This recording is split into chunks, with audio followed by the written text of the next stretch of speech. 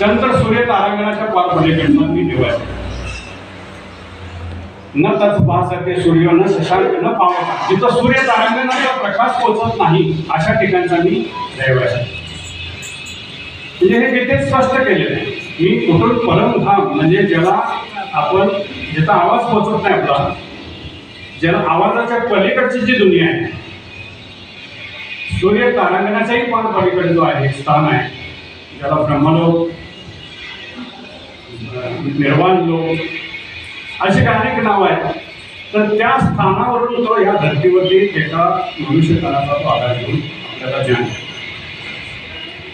तर त्या परमात्म्याची जी सुरुवात ज्ञानेश्वरांनी जी केलेली आहे ज्ञानेश्वरीमध्ये, ओम नमोची आज्ञा वेद प्रतिपाद्या जय जय स्वसंवेद्या आत्मरूप, ही आत्मरूप असणारा जो ओम स्वरूप असणारा जो परमेश्वर आहे, तर त्याला नमस्कार करून सुरुवात केली त्यांनी. की तो परत त्याच्या दुसऱ्या वेळेस सांगितले की देवा तुझी गणेश सकलार्थमती प्रकाश म्हणे निवृत्ती दादू अवताराची. म्हणजे देव जो आहे तो कसा आहे, गणेश गणेशाच्या रूपात त्याला त्याचं वर्णन केलं. आता गणेश प्रकार आहे, दोन आहेत व्यक्ती. गणेश जो आहे तो त्याचं वर्णन असं आहे की त्याची जी पूजा आहे ती सुपारीच्या रूपात केली जाते. आणि गणपती जो आहे तो एक गुणात्मक व्यक्ती, म्हणजे दैवी गुणाने युक्त गुण धारण करणारा केलेला गुणात्मक असा जो होता तो गणेश. त्याच्या आपण पूजा अर्चा करतो, गणपती येतो. तर तो ज्योती स्वरूप प्रकाश स्वरूप असा जो आहे तो निराकार परमात्मा, ज्याचा सगळीकडे प्रकाश फैलवलेला आहे. असं जो गणेश जो आहे, म्हणतात की आपल्या शंकर पार्वतीच्या लग्नात पण त्याची पूजा केली होती. तर तो गणेश कोण आहे, तो म्हणजे निराकार परमात्मा, म्हणजे सुपारीच्या रूपात ज्याची पूजा होती. तर तो परमात्मा येऊन आपल्याला हे जे ज्ञान देतो त्या ज्ञानाचंच स्पष्टीकरण, अर्थात त्या ज्ञानानंतरची जी गोष्ट आहे ती भक्ती मार्गामध्ये त्याचं लिखाण होतं, म्हणजे ज्ञानेश्वरीच्या रूपात, गीतेच्या रूपात. आणि ते आपण वाचत आलो आजपर्यंत. पण त्याचं स्पष्टीकरण आज परमेश्वर आपल्याला परत येऊन या धर्तीवरती देत आहे. म्हणजे धर्मग्लानीच्या वेळेला जे काही येतो असं जे काही वर्णन आहे, तर तो तीच वेळ चाललेली, आता जी वर्णन चाललेली वेळ आहे ही धर्मग्लानीची वेळ आहे. आणि ह्या समयाला तो ह्या धर्तीवरती अवतरित होऊन आपल्याला हे ज्ञान देतो.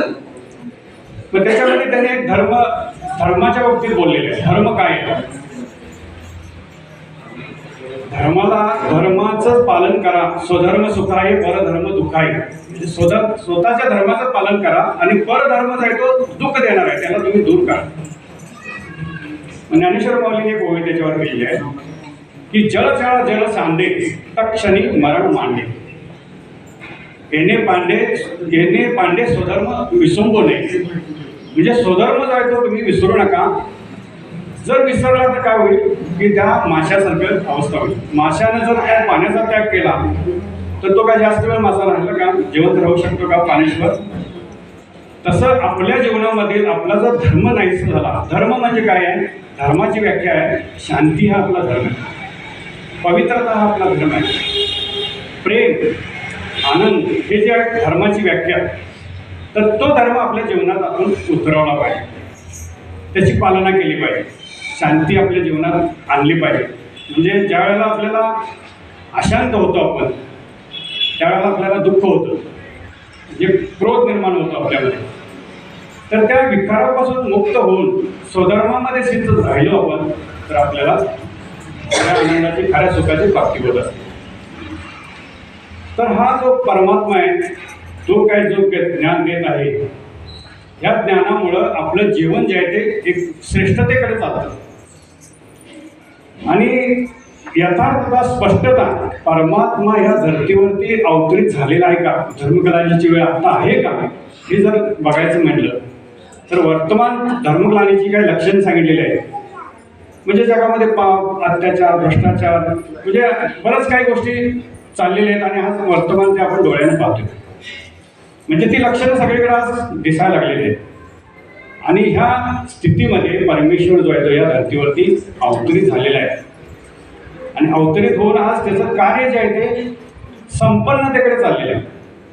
आज जवळजवळ 89-90 वर्ष या ईश्वराचं काम चाललंय आणि त्या ईश्वराला आपण ह्या समयाला ओळखून त्याची स्मृती करून आठवण करून आपलं जीवन जे आहे ते आपण महान बनवू शकतो.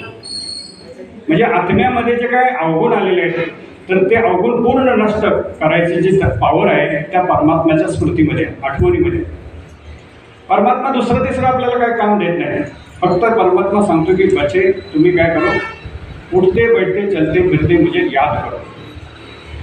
तर याद जी आहे ती याद कशा पद्धतीने करायची ही परमात्म्याने विधी आपल्याला सांगितली. आता भक्ती मार्गामध्ये काय आहे, नामस्मरण करा म्हणून सगळे म्हणतात. नामस्मरण करा, नामाला महत्त्व जास्त आहे म्हणून माला जपतात, नाम जप रामकृष्ण हरी वगैरे असं नामं घेत राहतात.